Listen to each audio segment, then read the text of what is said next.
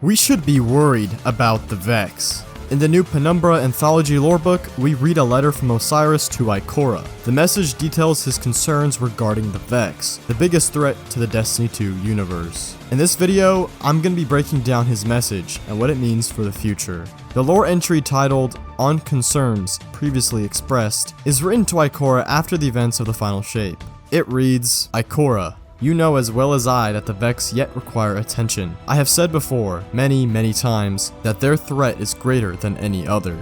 And while the recent depredations of the Witness have proven the set of priorities temporarily misordered, I fear that the threat of the Vex may not only spread in the aftermath, but also go underestimated. It is tempting to let our guard down and breathe easy. We cannot. Before my exile, I made plain my opinions on light and darkness, on the foolishness of considering them good and evil. This remains true.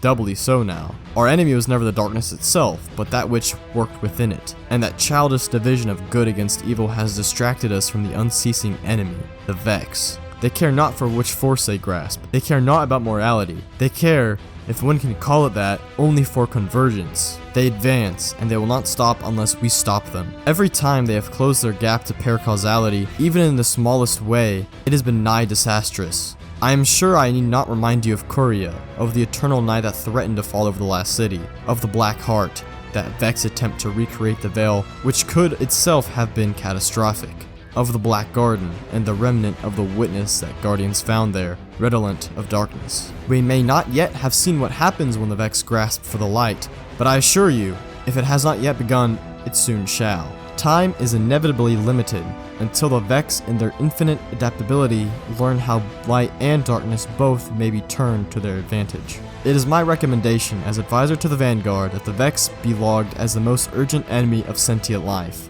both of the last city and the growing alliances formed these past years. Please, Ikora, I would not raise this yet again if I did not believe it to be of utmost importance. Consider it well. Osiris. Over these last few years, what has allowed us to triumph against the Vex is our paracausal powers. The Vex have struggled to recreate paracausality, but over these years, they've gotten closer and have gotten stronger. It's only a matter of time until they figured out how to simulate paracausality, how to master light and darkness, and that is Osiris' biggest concern. The Vex now have the Echo of Command in their arsenal, wielded by Maya Sundaresh. The Echoes are a convergence of light and dark powers into one volatile artifact. We still do not know the full extent of the power that Echoes hold, but it is worrisome that the Vex have it in their pocket. They can experiment and simulate paracausality, utilizing this Echo in their armies. Maya Sundaresh lives, but we were really only able to defeat her in her Vex army because she still cared about Chioma Essie. If the Echo of Command gets in the hands of a powerful Vex mind, there's no telling what catastrophe could be coming for the universe. The Vex are going to grasp for the light, as Osiris puts it. It's only a matter of time. The Vex live to adapt and converge, to turn everything in the universe into a Vex construct, and to be the strongest thing left alive. They are the embodiment of the Winnower's dominant pattern, and as the Winnower himself says, no matter how long it takes, he will win. The Vex have an infinite amount of time to adapt and learn, and they will eventually win and prove the Winnower right if we do not intervene. We still have yet to see the full extent of the Vex army. Warrior Vex units do exist. They were wielded by Kuria when she attacked the Hive. Quote, Crota's gate began to emit warrior Vex, huge and brassy. He leapt forward to fight them, but they blinked away. After they fled from Crota, they killed 2,000 of Oryx's acolytes and 10,000 of his thrall. Soon they had established themselves as powers in this world, by right of slaughter. These warrior Vex were able to overpower the Hive throne world. Kuria adapted to the sword logic, and wielded it against the Hive.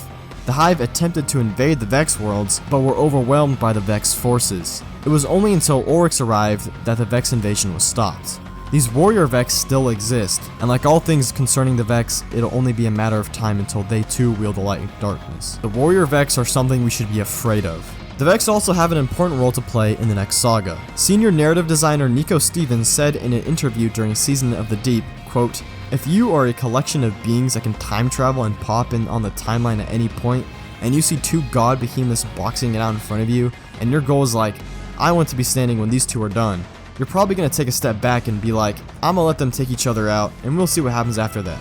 I think once Final Shape concludes, the Vex might be in a position to do some more stuff. And we can start to see this with Codename Apollo. In one piece of concept art, we can see a large Vex citadel in the background of this planet. The Vex have a presence here, and we're gonna have to encounter them. Maybe it's Maya Sundaresh, maybe it's a whole new Vex presence, maybe it's the Warrior Vex. The message from Osiris reveals these worries regarding the Vex, and hopefully we aren't too late when they appear in Apollo, possibly with their military at the ready. We've underestimated the Vex, and if we continue to do so, they will just grow in strength and power, and they will ultimately win. If you enjoyed this video, please like and subscribe, and watch another one right here.